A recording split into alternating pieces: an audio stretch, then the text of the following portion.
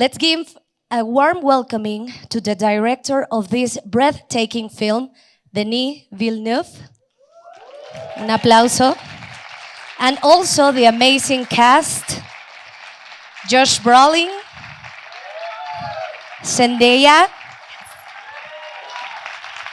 Timothée Chalamet, Florence Pugh, and Austin Butler. That's very sticky. Can you sit with that? Oh, yeah.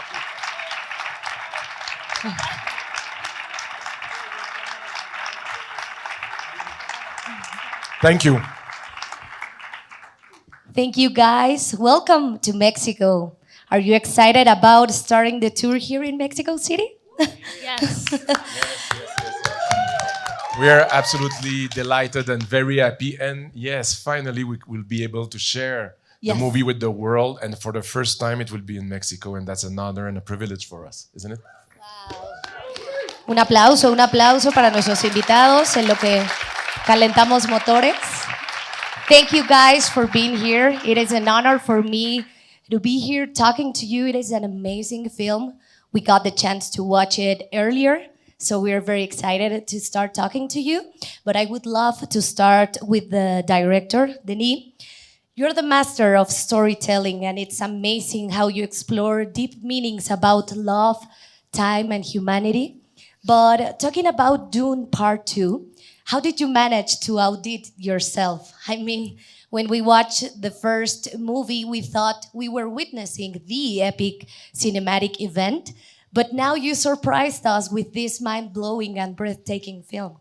You're very generous. Thank you. I will say it's when we were all doing part one, we knew that. Do we need to translate, or I can speak straight? You can speak straight. Okay, but thank you. So I knew that the first part will be an introduction to a world, and that introduction will be like a kind of an appetizer. And I said that as we were doing the press for part one, and I regret it, because to say that a movie of that scale and budget is just an appetizer, I was afraid of the studio reaction, but it was true. And for me, part two is the main course. It's really, frankly, I'm afraid to say, but I think it's the movie I was born to do. It's a movie where I put absolutely every inch, every second of this movie is coming out of me, and voila. So it's like a movie. It's a movie that I wanted more muscular, more with more action. It's where Paul finally becomes a man, and this makes big decision in order to really avenge his father and follow his destiny, and maybe create chaos, or what is the right path. It's a tragedy, and yeah, voilà. Well, I gotta say, as I well mentioned, it is a cinematic event. I mean it. And my colleagues had a couple of questions for you guys too. But let's warm up with a question for Timothée, Zendaya, Josh.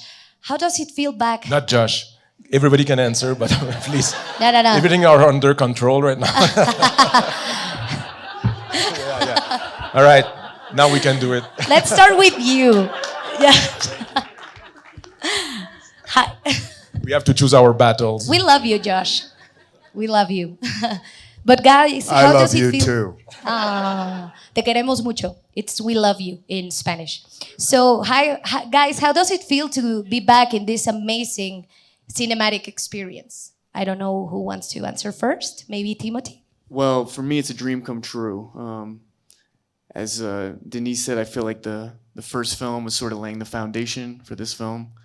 I'm hugely proud to be up here. These are all people I admire deeply, genuinely. So I'm just enjoying every moment of this. This is, I'll be lucky, and I hope to be in more great movies, but I'll be lucky to be in a movie, this good ever again. And it's amazing you started in Mexico City. I'm very happy to be in Mexico City, and thank you for having us. Yeah. I'm honored to launch this here. Zendaya? Yeah, I mean, I don't know what more to say? It's the same feeling. I feel so incredibly grateful. You know, it's something so special, and you really feel like you're a part of something that means something to a lot of people. Obviously, the book means something to a lot of people, and there's such a legacy there. And I feel, just incredibly honored to be a part of something that means so much to Denis as well. And you can feel that heart and that joy every day we were on set. So yeah, just being here, being with all of you guys are so nice, and loving, and the energy is really beautiful. So yeah, I'm just it's a dream for sure. Welcome to Mexico too. Thank Zendaya. you. And Josh, are you excited of Yeah. being back? Oh, you want me to speak? Yes, of course. Yeah, I would love to hear you. We all- Honestly, in all seriousness, I think the only inaccuracy that Denis said is that he is born to do every movie that he's done. He's just getting better. It's just true. The talent is growing, and he challenges himself. And there's very few. Stop! Don't talk. I'm talking. There's very few directors that continue to challenge themselves, especially with the growth of their celebrity. And I've never seen somebody go so deep with their work, and it's wonderful because Sicario was a masterpiece in itself. Dune 1 was a masterpiece in itself. Something happened here. I don't know what, but I think everybody feels it, so it's wonderful. It's nice to be a part of it. Thank you so much. Let's give them an applause for this perfect warm-up. And I will start with questions from my colleague, Minerva Rueda from Filmophilia, has a question for Timothy. Could you please elaborate on the evolution of your character from the first film to this one? What differences did you find in Paul in Dune Part 2? Well, I feel like at the beginning of the first movie, Paul's literally behind walls and sort of has a royal background, and I think is virtuous in some way, but hasn't been tested at all. He's literally the son of a duke. Obviously, personal tragedy befalls him over the course of the first movie. He finds himself on the run at the end of the first movie. Without giving too much away, even though everyone here saw the movie today, right? So spoilers have happened. But I think by the end of this film, we see someone who's not only stepped into his manhood, into his adulthood, but is almost accepting a leadership position that he's very reluctant to. Is sort of wanting to embark on a different path with Chani, where he'd be taken as he was, and instead destiny calls him, and he can't refuse his destiny.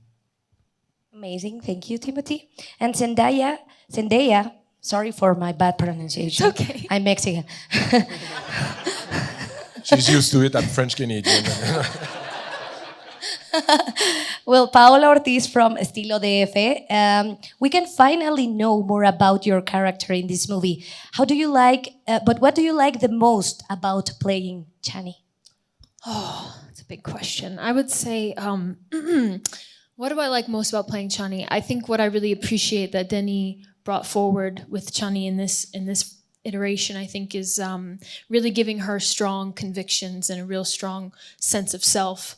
And I think for me, that was enjoyable as an actress because it made the whole love story much harder and more difficult, which means we had to earn it. And their love isn't given. It's something that they have to work for. And she comes into it extremely guarded with a lot of pain surrounding what Paul really represents in her life. And so I think for me, it was exciting because I was like, oh, there's this internal, constant dialogue I think she's having with herself over whether or not she should allow this person in, and whether or not it is safe to love. And I don't know. So the love story was interesting to find with someone who is so intensely fierce and strong and guarded for good reason. Amazing. We love Chani in this movie. And we have two special guests too. Two new characters that are here today, Florence and Austin. And we have a question from Lucy Duran, the Mujer Ejecutiva. So guys, how did you come to the project and how was it to join this amazing cast? Ladies first. I came to the project after the first movie came out, obviously. I think we have a very unique position, which is that we got to fall in love with the movie as everybody else did, as the world did. We got to see not only just how incredible the story was and these characters were and this world was, but we also got to see just how important it then became to so many people. It was a phenomenon, like it literally was a ripple effect. So not only was there that going on, and then there's a conversation of a second movie, like the idea of being in a second movie was then basically like the best gift ever, because we knew what we were walking into, and we knew that it was very, very special that we were able to walk into it. I watched the first movie, and I remember chatting to my team and just gassing about it. It was just like, I hadn't seen anything like it for such a long time. And basically all of us were pleading that if there was ever anything to do with the second, could I be a part of it? And then I had a wonderful coffee with Denis when I was in LA.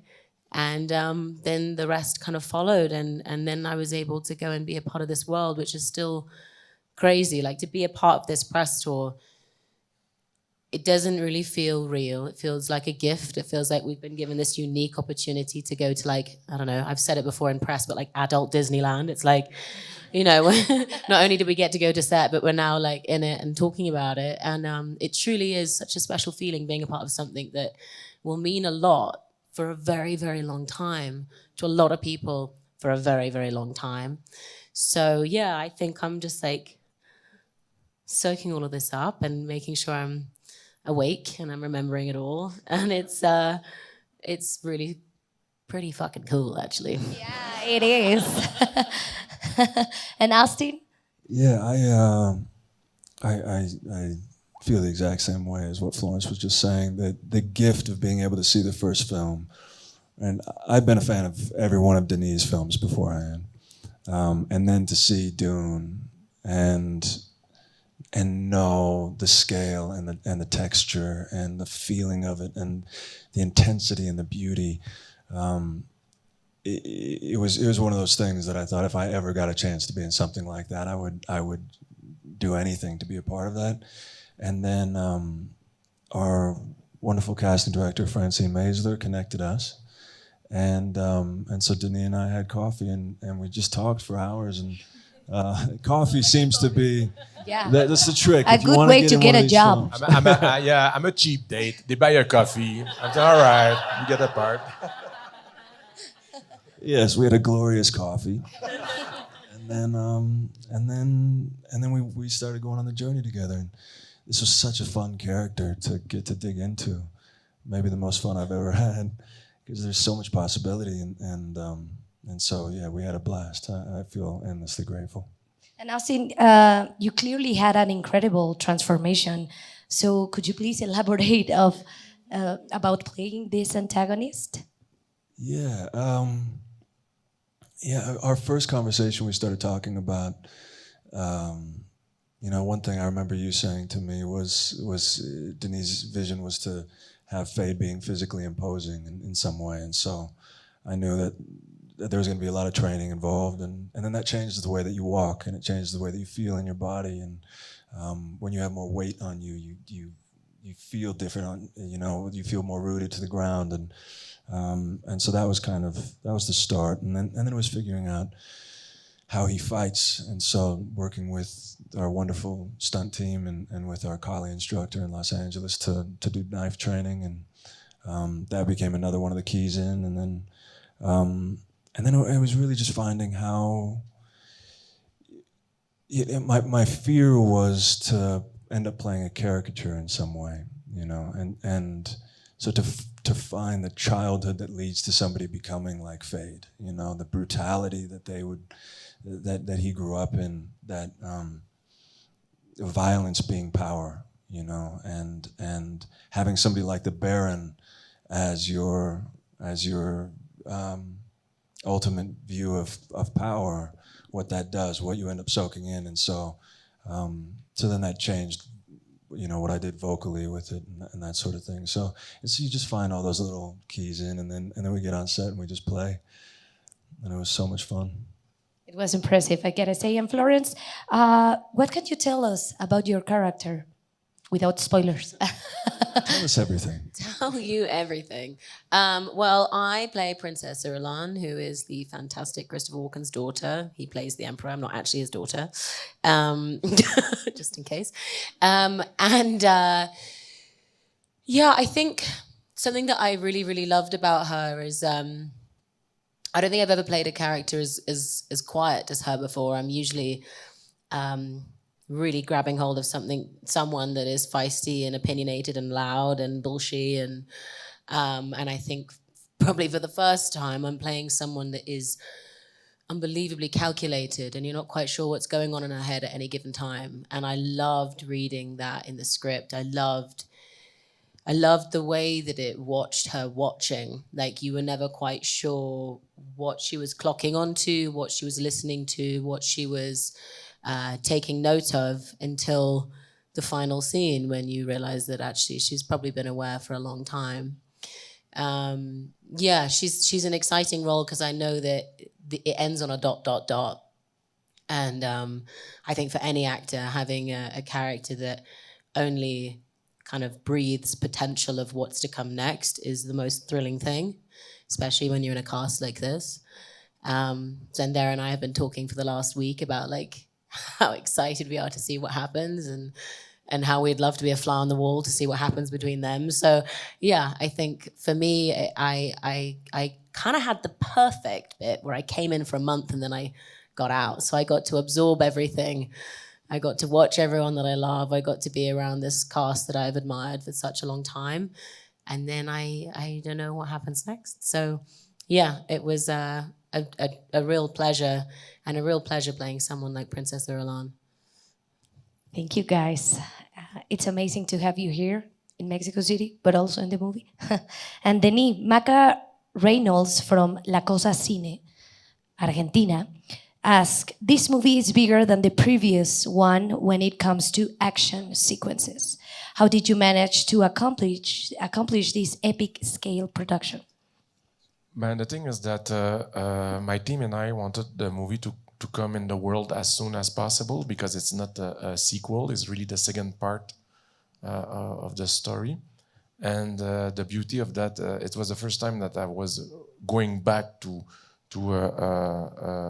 a world.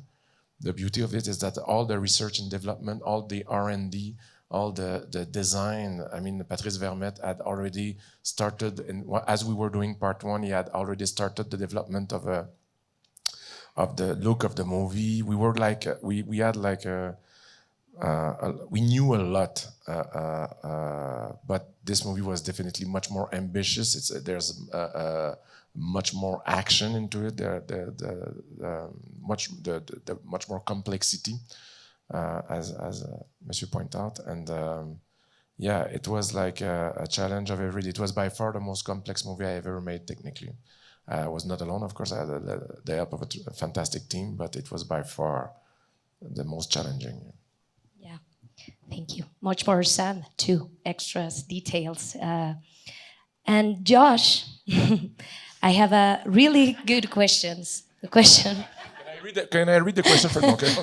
First, this is from Hugo Corona, the Jordi and Exa. Oh, yeah. Yeah. Yes. Okay, Timothy. No. Most characters in the film are driven by love and power, but a soldier like your character can't have either. So what drives him? What drives him, love or power? Again. Most characters in the film are driven by love or power, but a soldier like your character can't have either. So what drives him? Money? I don't know. He can't have love or power? Why not? He has a love for Paul. Ask Hugo. Yeah, Hugo. Where are you? I don't think that that's true. I think that he does have access to love, and the love that he feels for Paul is, yes, paternal, and yes, a mentorship, but very, very, very strong. And Denis, we were doing that scene You guys have seen the movie, right? That's okay, good. So we're doing that scene where he pops out of the sand, where Paul pops out of the sand, and Gurney sees Paul for the first time. And I had done it, you know, in whatever way I was doing it, you know, whatever gruff way I was doing it. And Denis said, was irritated, which he usually is with me, Denis, and said, where's the vulnerability? Like, where's the vulnerability? And I remember we did one take, and it truly felt vulnerable, and that's the take that he used. And I love that take so much because I see the love in that take. So, yeah. And then power. Yeah, he has a lot of power, man. Yeah. You know, physical power, not spiritual power, but physical power. I don't want to answer Hugo's question.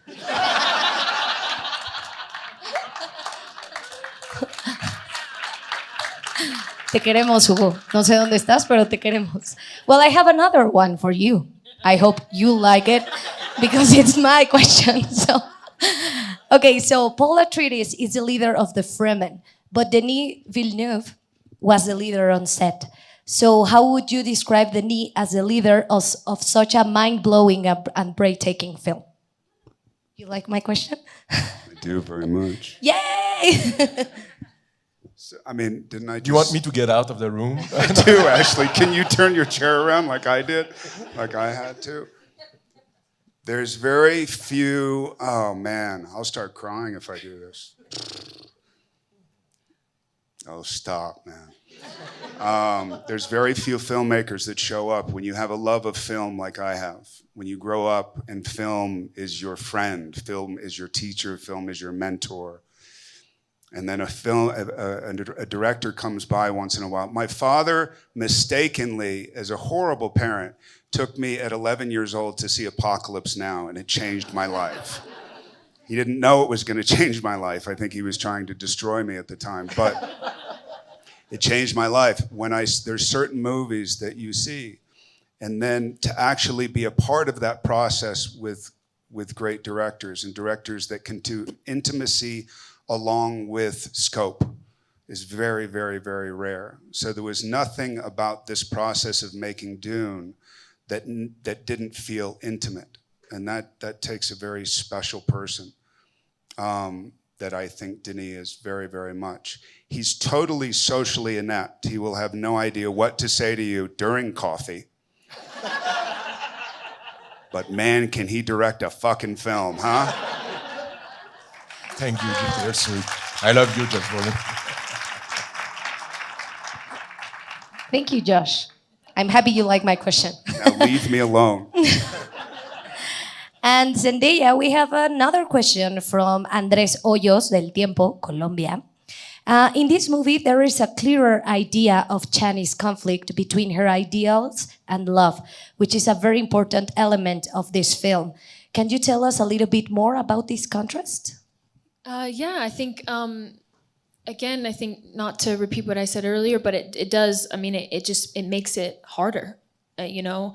I don't think that she looks at Paul and thinks that this is someone that she can allow into her life, and somehow he finds a way in. And I think that what I do appreciate to what, you know, Josh was just talking about is there is a way that Denis, amongst all the glorious scope of the movie and the epicness, found these tender human moments that oftentimes we're just done in what he calls glance passes, which, you know, is just like, hey, just look at each other. Just look at each other from across the room, and that might be enough. And there are, you know, all the moments between the moments where they're not saying anything at all, that helped us to build something strong. And I think we all felt like we had to earn this love story too. It wasn't something that was handed to us either, you know. And so along with them fighting for it, we had to fight for it too. And yeah, I think it's an incredible, for her to trust it all is one thing, and when she does, we'll see. Well, I can't really say what happens, but there's it's heavy. Yeah, it's not an easy thing. So They're telling me we have one last question. Um, let's have a soft one from Hugo.